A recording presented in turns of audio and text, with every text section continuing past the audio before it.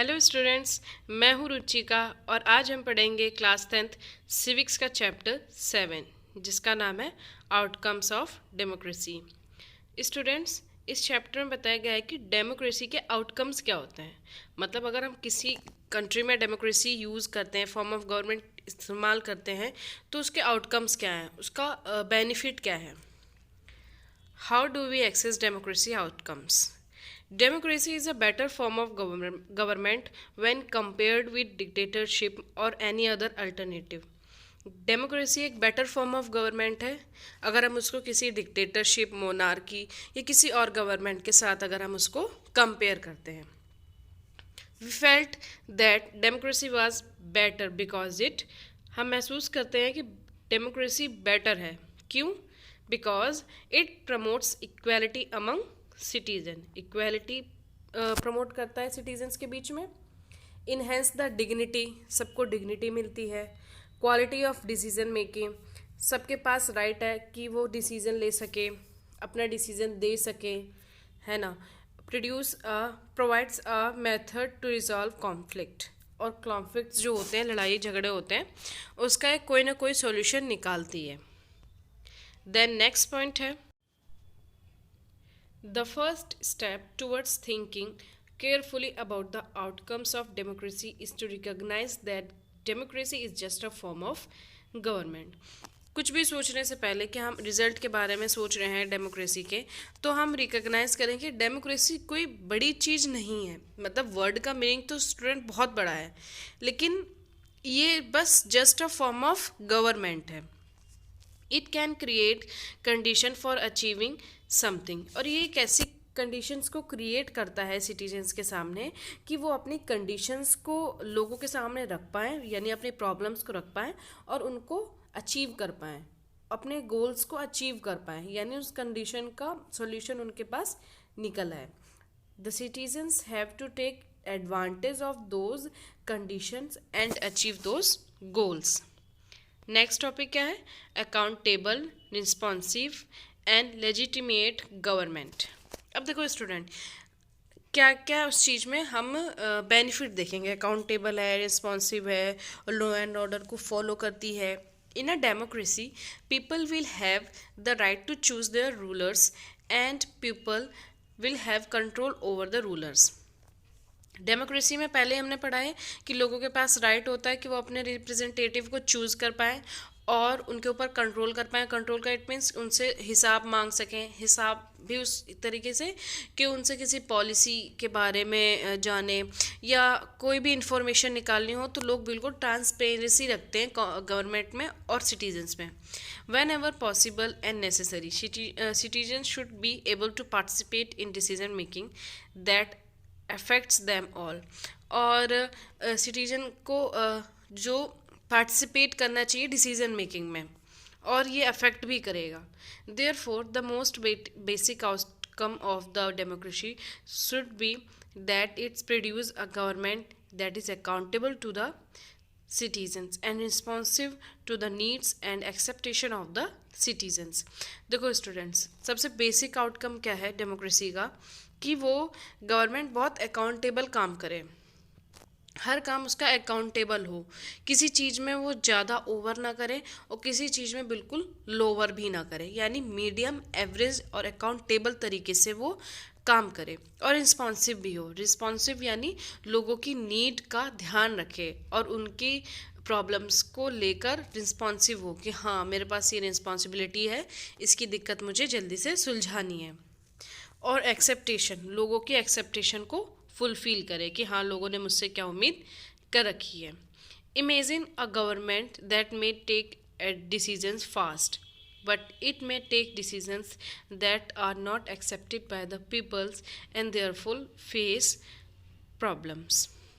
In contrast, अब देखो student, एक गवर्नमेंट आप इमेज करो जिसमें डिसीजन जो है वो फास्ट लेती है, that it make decision fast that are not accepted by the peoples therefore face problem, और वो डिसीजन जो है लोगों के द्वारा फेस करी, मतलब लोगों के द्वारा एक्सेप्ट ही ना हो और बाद में वो प्रॉब्लम फेस करें।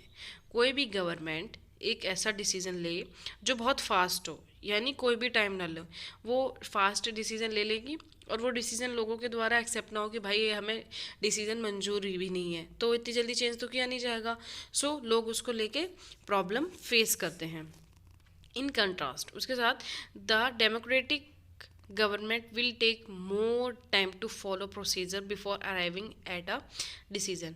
अब डेमोक्रेटिक गवर्नमेंट का क्या है, यानी यहाँ पर नॉन जो इमेजिंग ना गवर्नमेंट हमने फर्स्ट में बोला था ना कि एक फास्ट डिसीजन लेती है, वहाँ पर क्या है, या तो ये डिक्टेटरशिप में होता है या तो एक मोनार्की में होता है। लेकिन जो डेमोक्रेटिक गवर्नमेंट होती है वहाँ पे क्या होता है स्टूडेंट्स, वो एक प्रोसीजर को फॉलो करते हैं। हर चीज़ हर डिसीज़न को जब वो लेते हैं तो स्टूडेंट बहुत प्रोसीजर में जाते हैं, हर किसी से उनको राय लेनी पड़ती है। Lok Sabha, Rajya Sabha, president, prime minister, सबको वो इन्वॉल्व करते हैं अपने डिसीजन में, तब जाके वो चीज़ें लागू होती हैं लोगों के ऊपर। और कभी कभी होता है कॉन्फ्लिक्ट्स होती हैं, कभी कभी लोग जो है इसे एक्सेप्ट कर लेते हैं, but because it has followed procedure, क्योंकि वो प्रोसीजर को फॉलो करते हैं, it this decision may be more acceptable to the people and more effective, इसीलिए वो डिसीजन भी अच्छी तरीके से एक्सेप्ट होता है और वो इफेक्टिव भी होता है। उसका फ़र्क भी हम लोगों को देखने को मिलता है। Accountable, a citizen who wants to know if a decision was taken through the correct procedure can find this out। देखो, she has the right and means to examine the process of decision making, this is known as transparency। पहले मैंने बताया कि कोई भी citizen अगर ये जानना चाहे कि ये ऑर्डर जारी हुआ है डेमोक्रेटिक गवर्नमेंट में, मतलब ये ऑर्डर जारी हुआ है, अगर उसको इसका प्रोसीजर जानना है ना कि कहाँ कहाँ पर इसको दिक्कतें आई, कहाँ कहाँ पर इसको मंजूरी मिली, तो इसको आसानी से फाइंड आउट कर सकता है। यानी ये क्या शो कर रहा है, एक transparency between the government and the citizen, कि सिटीज़न के पास राइट है कि गवर्नमेंट कैसे काम कर रही है और वो कैसे प्रोसीजर चल रहा है किसी डिसीजन को लेके। अकाउंटेबल बोलते हैं। लेजिटिमेट गवर्नमेंट स्टूडेंट्स होता है, एल से याद करो लॉ, यानी सारे laws and rules and regulations को फॉलो करना। फ्री एंड फेयर इलेक्शंस होते हैं ना। Open public debate on major policies and legislation, एक अच्छी खासी बहस, अच्छे खासे पॉलिटिक्स होती है, डिबेट होते हैं। And the citizens right to information about the government and its functioning, ठीक है, और लोगों के पास राइट टू इन्फॉर्मेशन है कि वो गवर्नमेंट के बारे में और उसके फंक्शन के बारे में जान सके।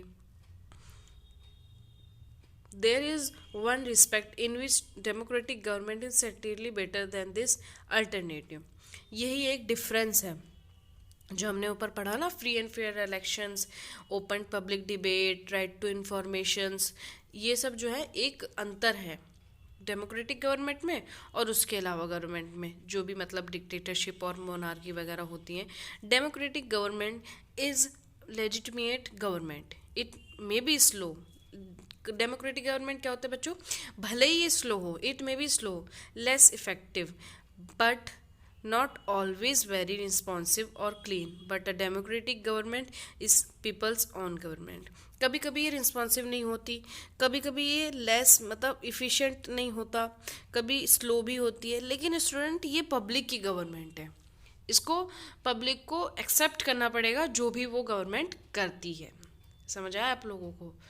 यानी लेजिटिमेट गवर्नमेंट का मतलब ये है कि लोगों के पास राइट तो है उसको जानने के लिए, लेकिन लोगों के द्वारा ही तो वो गवर्नमेंट बनाई जाती है। यानी फ्री एंड फेयर इलेक्शन होते हैं तो उनकी चीज़ों को भले ही वो स्लो हो, ज़्यादा रिस्पॉन्सिव ना हो, लेकिन उनकी चीज़ को एक्सेप्ट करना पड़ेगा क्योंकि वो गवर्नमेंट हमने बनाई है। समझ आया? आई होप आपको समझ आया होगा।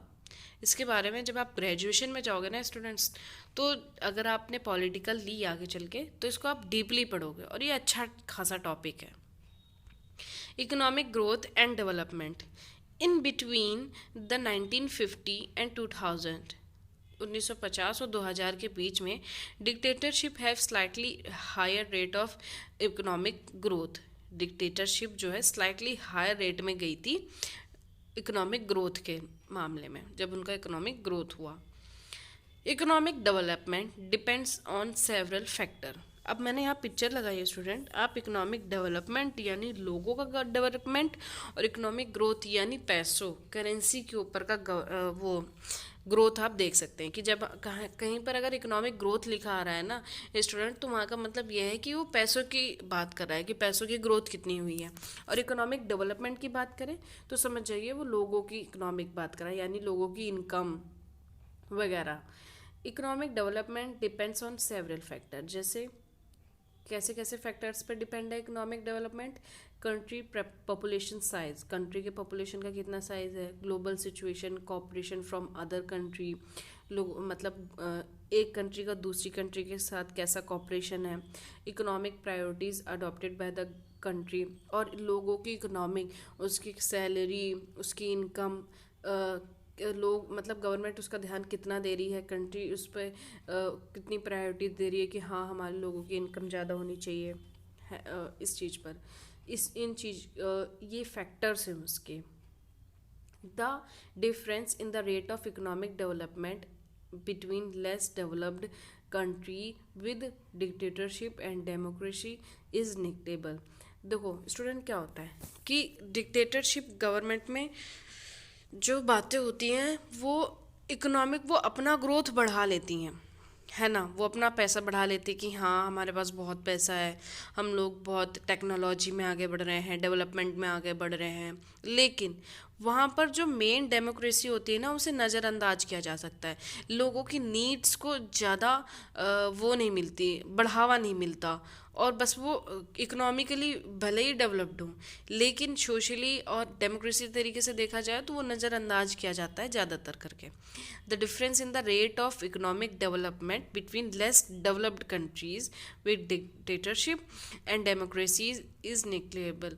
The rates of the economic growth between the, अब देखो हमने ऊपर बात क्या करी इकोनॉमिक डेवलपमेंट की, अब हम बात करेंगे इकोनॉमिक ग्रोथ की। Between the countries under dictatorship and democracy it is better prefer democracy as it has several other positive outcomes. अगर हम ग्रोथ के बारे में बात करें तो देखो डिक्टेटरशिप हो चाहे वो डेमोक्रेसी हो, लेकिन अगर डेमोक्रेसी को वो करते हैं ना अडॉप्ट कर। अब हम बात करेंगे reduction of inequality and poverty. Democracies are based on political equality. Democracy किस पे बेस है, पॉलिटिकल इक्वालिटी में, कि वहाँ के पॉलिटिक्स में भी इक्वालिटी हो, राजनीति में। All individuals have equal weight in electing representative. हर किसी वोटर के पास वोट करने का अधिकार होता है और हर एक वोटर की वैल्यू एक ही होती है, चाहे वो अमीर हो, गरीब हो, मिडिल क्लास हो, सबकी वोटर्स की वैल्यू क्या होती है, एक। चाहे आप दोगे वोट चाहे मैं दूंगी वोट, लेकिन वोट की वैल्यू एक ही रहेगी। Parallel to the process of bringing individual into the political arena on an equal footing। क्या होता है इसको, एक पैरेलल रहता है प्रोसेस। क्या प्रोसेस, इलेक्शंस का प्रोसेस, कि लोग जो है अगर पॉलिटिकल ग्राउंड में आते हैं कि उनको चुनाव लड़ना है या उनको चुनाव में पार्टिसिपेट करना है। स्टूडेंट्स, जब किसी कंट्री में इलेक्शंस होते हैं ना, तो पूरा कंट्री यानी कंट्री के सिटीजन्स भी उस इलेक्शन का पार्टिसिपेट करते हैं। कैसे पार्टिसिपेट करते हैं, अपने रिप्रेजेंटेटिव को चूज़ करने में और वोट करने में। अगर हम कोई भी गवर्नमेंट अगर फॉर्म हुई, अगर वो जीत गई बाय चांस, तो क्या होगा, भैया मैंने भी तो तुझे वोट किया है, मैंने भी तो वोट किया है इस गवर्नमेंट को, तो क्या होगा, इट मीन्स आपने पार्टिसिपेट किया है ना उस इलेक्शंस में। तो डेमोक्रेसी क्या प्रोवाइड करती है कि बिल्कुल इक्वल फुटिंग पर, कंधे से कंधा मिलाकर चलें, बिल्कुल। We find growing economic inequality. अब इकोनॉमिक इनक्वालिटी भी आती है, मैंने पहले ही बोला कि इकोनॉमिक्स में जो है इकोनॉमिक में जो है हो सकता है ऊपर नीचे हो, लेकिन लोगों की जो भावनाएं जो इलेक्शंस में उनके साथ होता है फ्री एंड फेयर, उसमें तो इक्वल है ना, भले ही थोड़ा सा इकोनॉमी ऊपर नीचे हो जाए। The poor constitute a large proportion of our voters and no party will like to lose their votes. अब देखो हर एक कंट्री में पुअर होते हैं, डेवलप्ड कंट्री में नहीं है, लेकिन जो डेवलपिंग कंट्री है उसमें एक लार्ज प्रोपोर्शन होता है, बड़ा सारा हिस्सा जो है गरीबों का होता है। तो पार्टी क्या होती है, कोई भी पार्टी अपने वोटर्स को खोती नहीं है, तो वो पार्टी जो है लार्ज मतलब पुअरों को ज़्यादा वो देती है, एडवांटेज देती है कि हम आपके साथ ऐसा करेंगे, हम आपके साथ ऐसा करेंगे, आप हमें वोट दो। ये democratically elected government do not appear to be keen to address the question of the poverty as you accept them. कभी कभी जो डेमोक्रेटिक इलेक्टेड गवर्नमेंट होती है ना, वो ज़्यादा ज़्यादा क्वेश्चंस पे ध्यान नहीं देती, पॉवर्टी पर, गरीबी पर, जो आप उनसे एक्सेप्ट करते हो कि हाँ ये जीतेगी तो ये हमारा काम करेगी, और हम उनसे एक्सेप्टेशन लगा के बैठे। कभी कभी ऐसा नहीं होता। In Bangladesh more than half of its populations live in a poverty. और बांग्लादेश का एग्जांपल ले लो कि वहाँ पर कितने लोग जो हैं वो गरीबी में जी रहे हैं।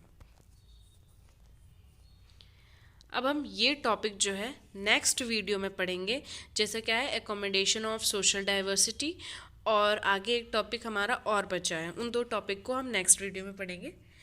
Thank you students, have a great day.